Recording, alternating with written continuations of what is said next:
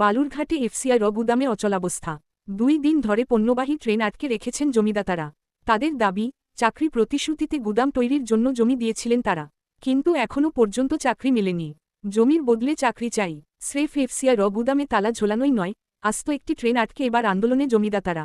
ট্রেনের নিচে রীতিমতো বিছানা বালিশ পেতে চলছে অবস্থান বিক্ষোভ। শোরগোল দক্ষিণ দিনাজপুরের বালুরঘাটে। বালুরঘাটের স্টেশনের কাছে 100 বিঘা জমিতে এফসিআই র গুদাম তৈরির কাজ প্রায় শেষ। ভিনরাজ্য থেকে পণ্যবাহী ট্রেনে ওই গুদামে গম আনার কাজও শুরু হয়ে গিয়েছে।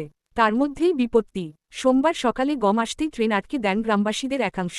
শীতের রাতে ট্রেনের নিচে ছিলেন তারা, গুদামে তালা ঝুলিয়ে দেন বিক্ষোভকারীরা।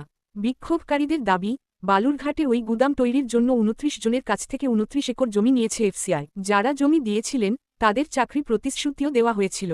বিক্ষোভকারীদের অভিযোগ, জমিদাতাদের বেশিরভাগই এখনও চাকরি পাননি। আবার যাদের কাজ দেওয়া হয়েছে তাদের জয়েনিং লেটার দেওয়া হয়নি। 3 মাস 22 দিন কাজ করেও বেতন না পেয়ে এর আগেও আন্দোলন করেছিলেন জমিদাতারা। বিক্ষোভকারীদের সাফ কথা, আমি পাকা চাকরি চাই। যতদিন না পর্যন্ত দাবি মিটছে ততদিন আন্দোলন চলবে।